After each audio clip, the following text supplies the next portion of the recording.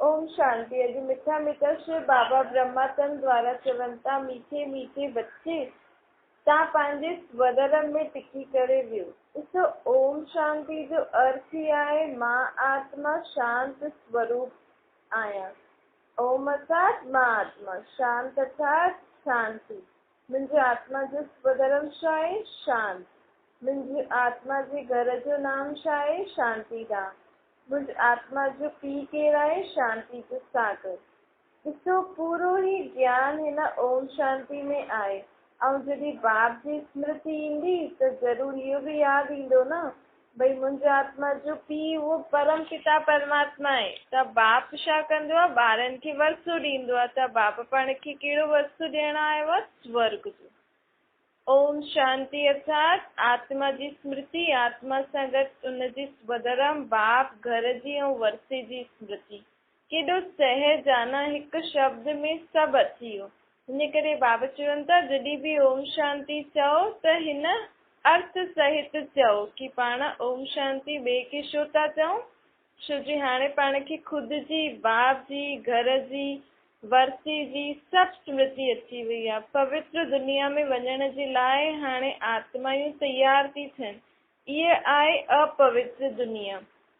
दुनिया त हिकु ई हूंदी आहे न, लेकिन उहा ई दुनिया पवित्र हूंदी आहे, उहा ई दुनिया अपवित्र थी वेंदी आहे।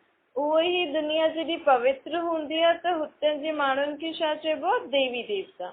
ऐं उहा ई दुनिया जॾहिं अपवित्र थींदी आहे त हुतां जे माण्हुनि खे मनुष्य चईंदा आहियूं न, असुरी मनुष्य। छो जी विकार जंहिंमें हूंदा आहिनि उहो असुरी त हूंदो आहे न। दुनिया अपवित्र छो ठही आहे? विकारनि जे कारण। हिन करे त रावण खे हर वर्ष जलाईंदा आहियूं। हिन 5 विकारनि जे कारण ई दुनिया अपवित्र ठही वई आहे। निर्विकारी दुनिया हुई त हुते कुझु विकार आदि ई न हुया।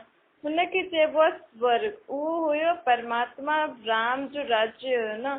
परमात्मा राम जे राज्य में कोई प्रकार जो विकार न हूंदो आहे। तॾहिं त भक्ति आदि कंदा आहियूं त स्वच्छता सां कंदा आहियूं न। तीर्थ आदि वेंदा आहियूं या जॾहिं भक्ति कंदा आहियूं त हिन विकारनि खां परे रहंदा आहियूं। छो जी परमात्मा राम जो जॾहिं राज्य हुयो देवी देवताउनि जो, त हुते विकार आदि कुझु बि न हुयो। हाणे रावण जो राज्य आहे त विकार आहिनि।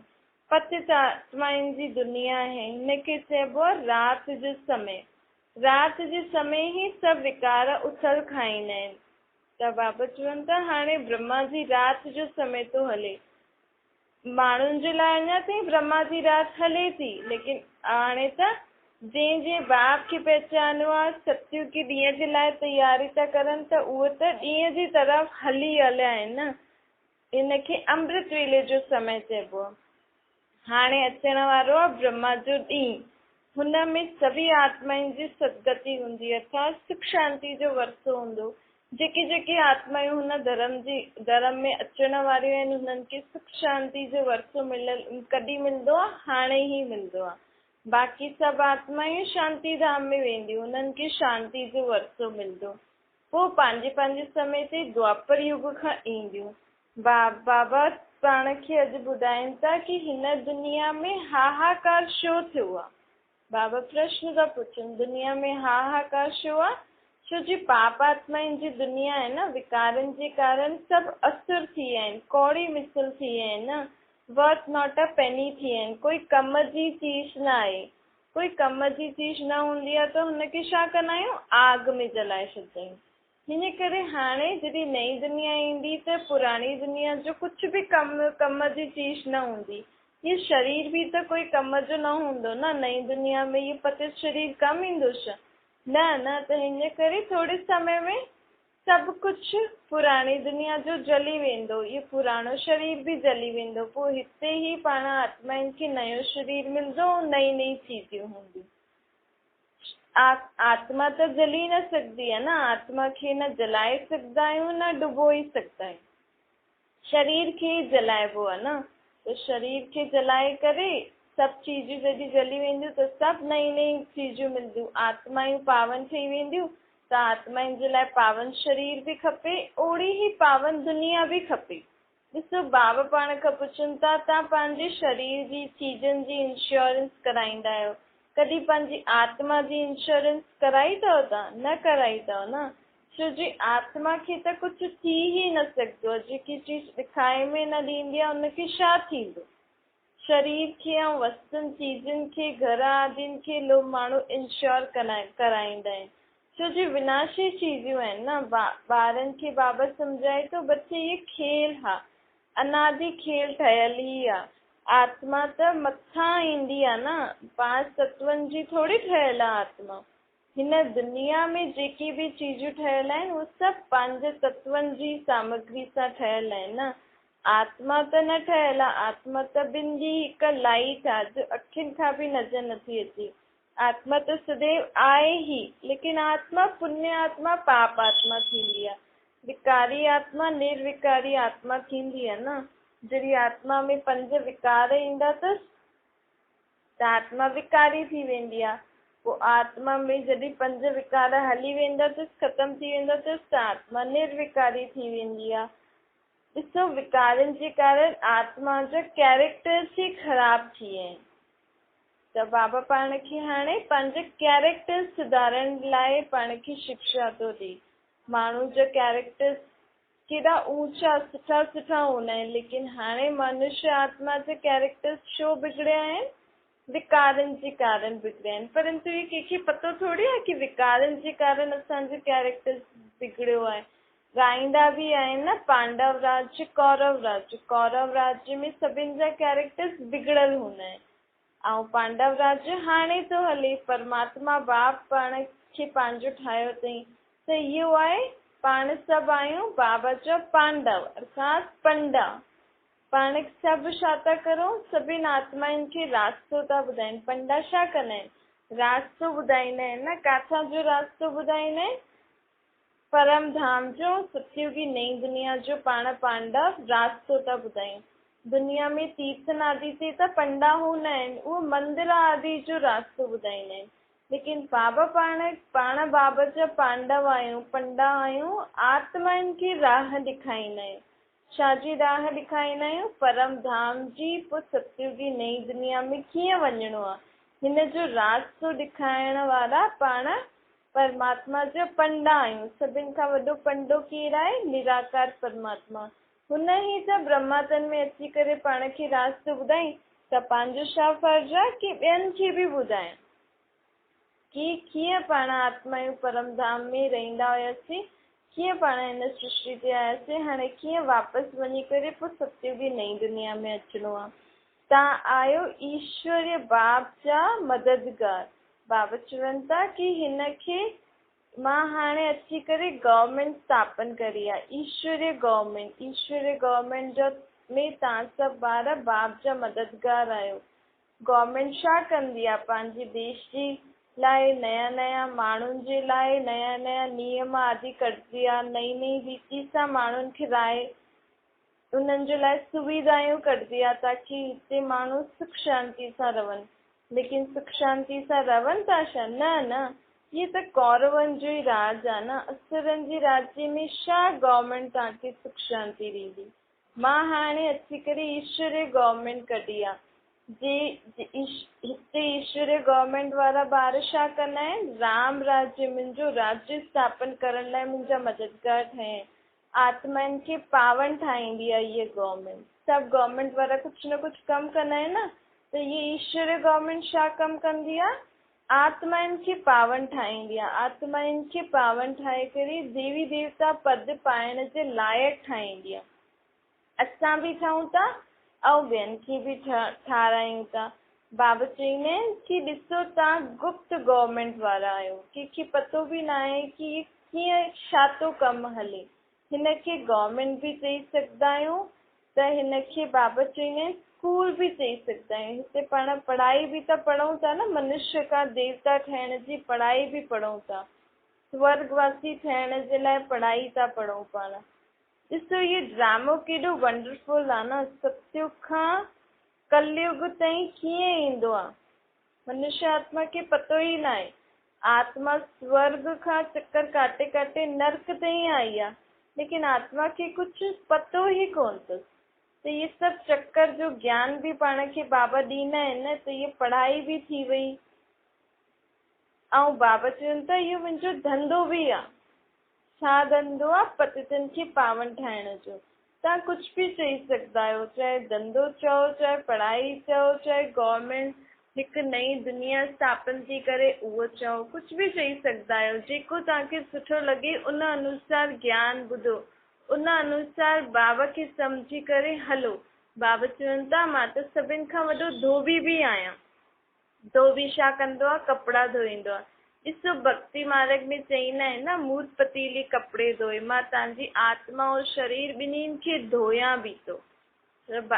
बाबा सभु आहे, धोबी आहे, वकील आहे, जज आहे, गवर्नमेंट जो वॾो हेड आहे, टीचर आहे। बाबा खे जो चाहो उहो बाबा करे सघंदा आहिनि।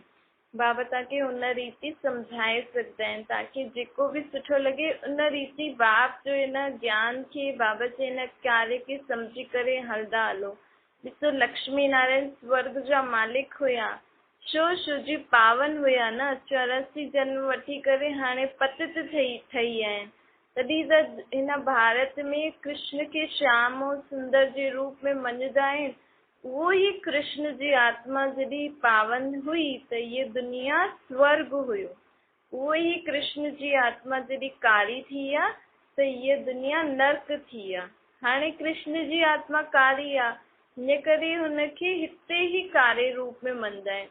असां कृष्ण जी आत्मा भारत में ई हुई जॾहिं गौरी हुई, ऐं कृष्ण जी आत्मा हाणे कारी थी वई आहे त हाणे हुनखे कारे रूप में था मञनि। हिकु कृष्ण जी आत्मा सां गॾु हुनजी पूरी राजधानी बि ईअं थी वई आहे न, हुनजी पूरी दुनिया ई कारी थी वई आहे। कलयुगी घोर अंधियारो आहे न, पाप आत्माउनि जी दुनिया थी वई आहे। त अहिड़ी दुनिया खे, अहिड़े कृष्ण जी आत्मा खे बि बाबा हिन ज्ञान खे योग अभ्यास सां गौरव थो ठाहे।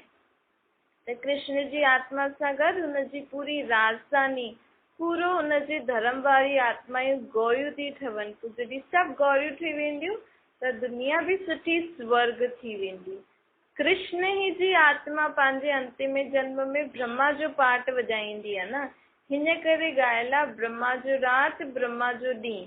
अर्थात जॾहिं वो ब्रह्मा जी आत्मा सतयुग में गौरी हुई त कृष्ण हुयो, पूरी दुनिया में सोजरो हुयो, सुबुह हुयो।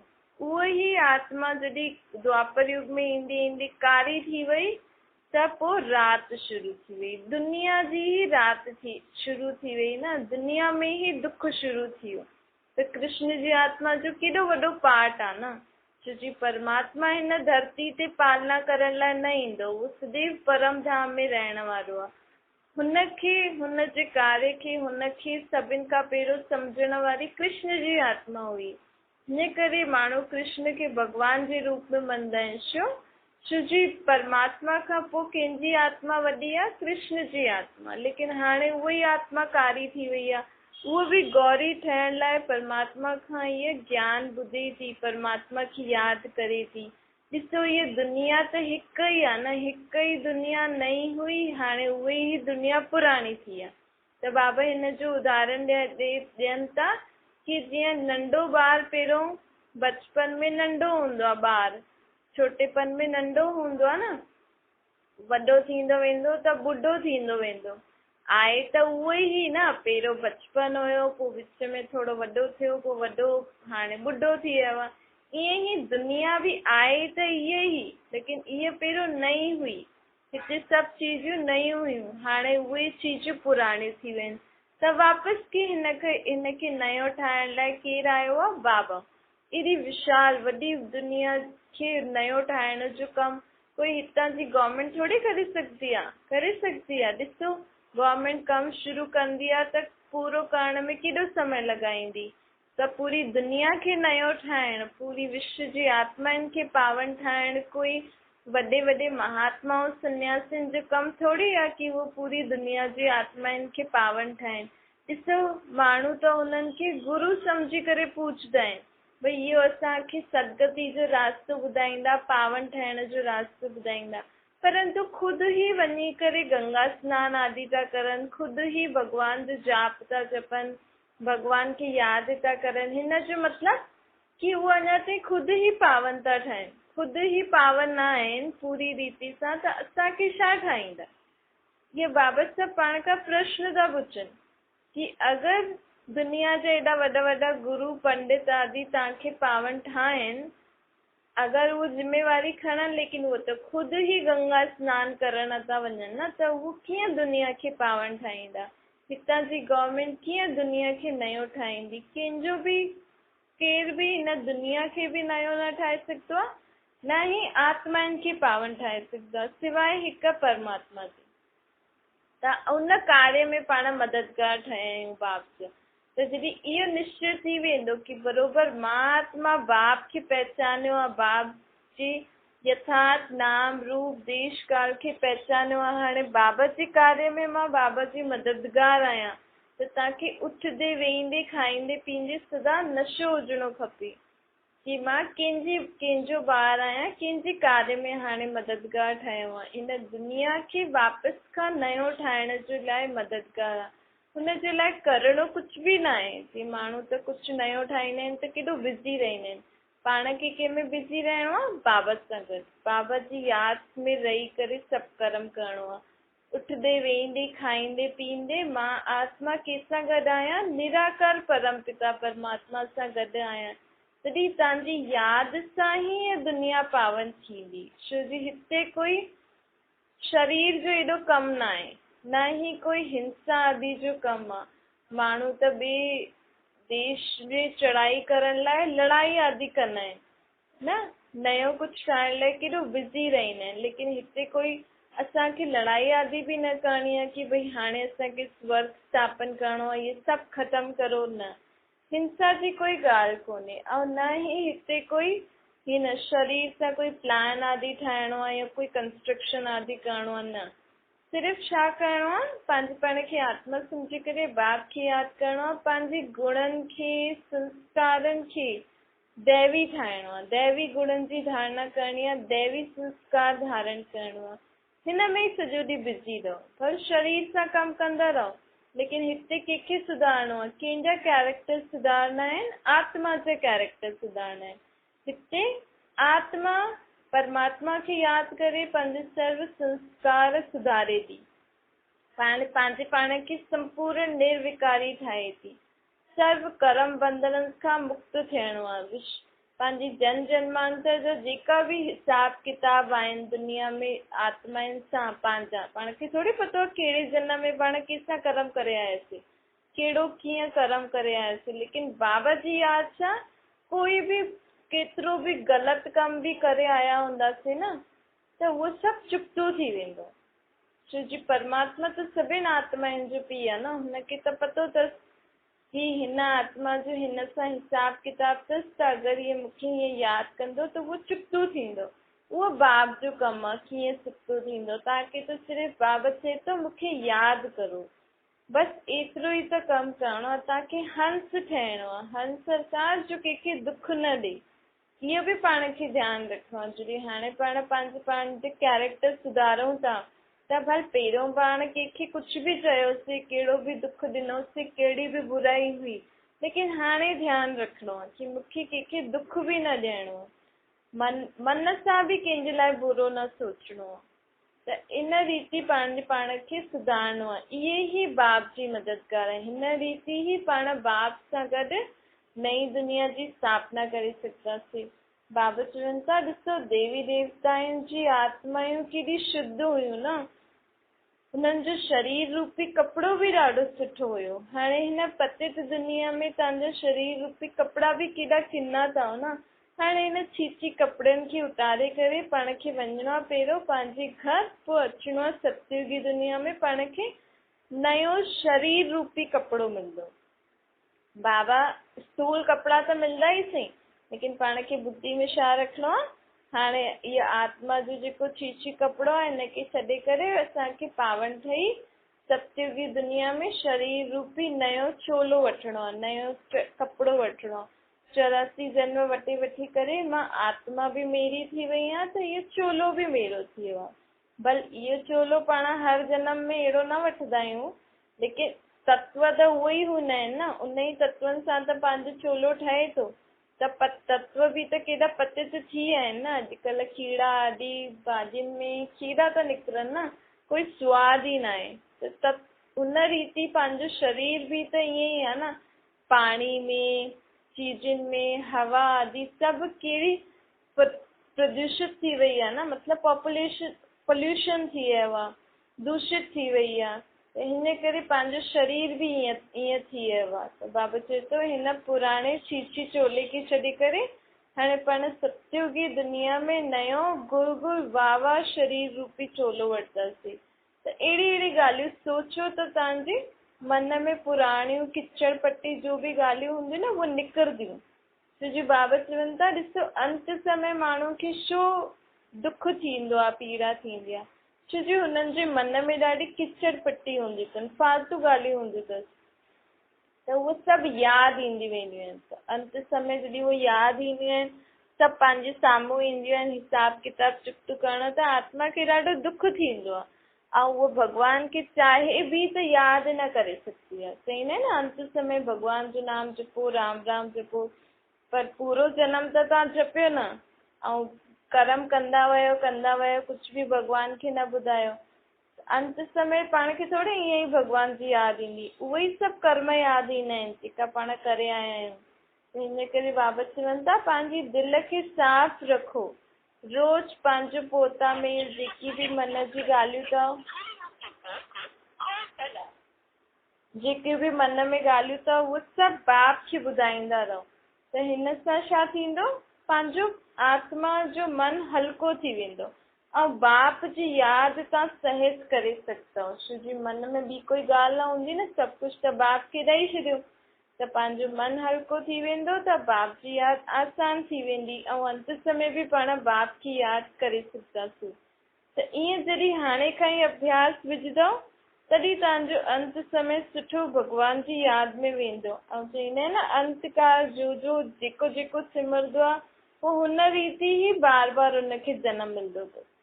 त अगरि अंतकाल पाण बाबा परमात्मा खे यादि करे शरीर छॾियोसीं, त पाण बार बार कंहिंजी दुनिया में ईंदासीं, परमात्मा जे राज्य में। परम पिता परमात्मा स्वर्ग जी स्थापना थो करे, त पाण ॾाढा सारा जन्म स्वर्ग में वठंदासीं, न त पोइ थोरे अंत में ईंदासीं या द्वापर युग में ईंदासीं।